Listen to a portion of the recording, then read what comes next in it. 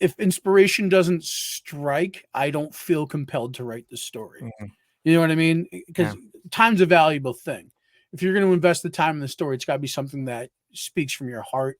Yeah. You know, gets you excited, not something that you're forcing on paper for the sake Well, of I just would say, doing it. you know, table it in the, you know, in your brain everything.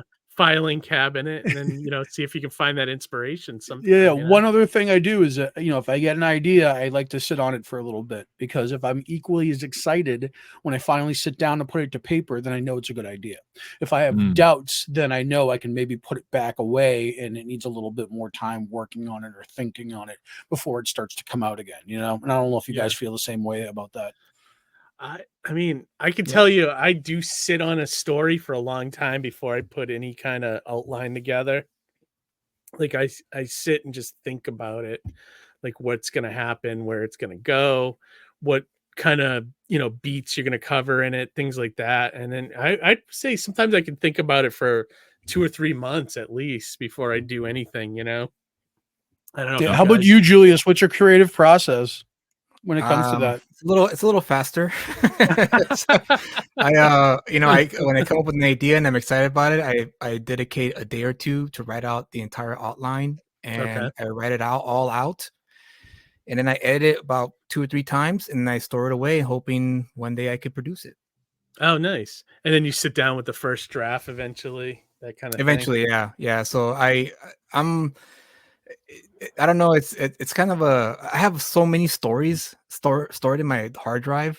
Of if I could just pick them out and just dedicate, you know, another month or two, I could have the script ready for the first issue. Nice. So that's my process, and it's kind of sad because, like, oh man, I wish I could. Oh, he could grab like 5 of these and I produce them all at once, you know? Kind of great. Yeah, right. I think that would be too much, though, right? I think the more time you spend with a story, the better it can get, right? The more you can think it through, the more it's marinating. You can put into it. Yeah, exactly. Nandor, for you, like, I mean, for example, what was your creative process on the beginning of The Fabled Offering? Yeah, you know, this is a book that has been a much longer process for me than usual, because my other books have been either, you know, longer series or at least limited series, and this is just a one shot. But I had to do a lot of world building to like actually start to understand just how the world operates, and to make sure that everything feels organic for the world. And so you know, I started writing it, or started brainstorming it last year, and I was writing out the story and outlining it and just writing down a bunch of notes. And then while I'm doing that, I'm of course trying to come up with character designs and like how I want the world to look, how I want it to feel. And so I had to create this visual document where I just had like, this is what the world looks like and feels like, and this is what each character looks like, and what they're wearing. And I've never done it to this extent, just because my previous books have been a little bit more grounded, except for Manchild with like the superhero costumes. But like my other books have been a lot more grounded in the real world, and so there wasn't a whole lot of heavy lifting on my part to, like, you know, figure out how to make a character look cool, you know, and doing those types of things. So with this book in particular, I really had to think way more visually than I ever thought before, and it really challenged me in that way. And so, like, with all of that said, and you know, and I was trying to create like new words and like come up with like names for these kingdoms and the language and all of these types of things. And so it was a lot of this heavy lifting on the back end that, you know, I don't know how much of it will end up being in this book, but it was there for me because I needed it to write it better and to write a better story for it. So, you know, all in all, this has been from conception to finishing the script and then working with Marco Roblin on the art. It's been about, you know, a whole year or so of working on it. So it's been a long time. Development. Yeah, like I can't even, like, I've never attempted like anything in the like fantasy genre. So like, yeah, that's a lot to put together, you know, like just got to, because you're just not telling the story, you're building this entire world. You're pitching a world. You're not just Yeah, pitching a story. exactly. And you have to think about, well, what's the material of like the main character's sword? What does it do? What about the kingdom's colors? What kind of colors are they? What do they represent? What's their Right. function?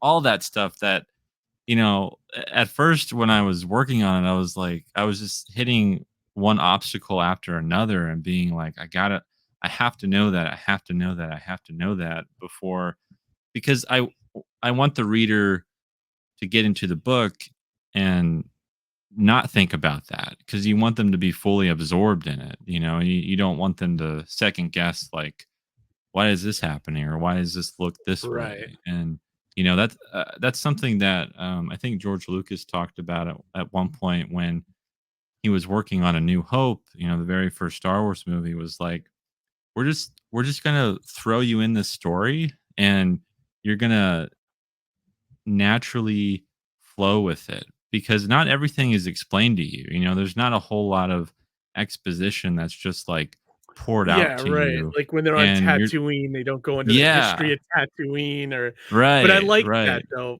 I like the stuff when they don't feed it to you all at once like that. Like No, yeah, exactly, I exactly. prefer like that George Lucas kind of approach to like New Hope, where it's like, Yeah. It's the subtleties like lighting and film. You don't notice it, but it enhances it overall.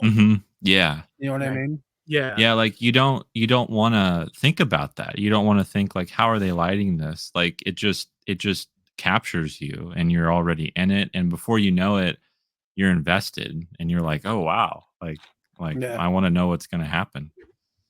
totally. yeah. Next time you No, watch that's great. Beetlejuice, look at the lighting in that film. It's phenomenal. Okay. That's a Really? good, yeah. Okay. I almost watched that this weekend, so I should Well, they do were that. doing a 24-hour marathon, which made me Mm. notice it because I Yeah. watched the movie in several different parts out Yeah. of order. So it made me Okay. look at different things that weren't in continuity of the movie. So I was like, oh, when they're talking about Beetlejuice, they had this like light come up from under and it looked very ominous, like a ghost Yeah, story was being okay. told. And that informs the character so much. Do you know what I mean? Yeah.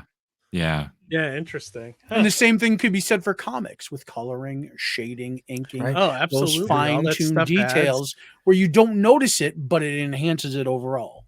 Yeah. Yeah. Lettering, the way the lettering's done. Totally the Absolutely. lettering. Lettering, yeah, that's a huge part. Especially the Yeah. lettering. Oh, sorry. No, I'm not-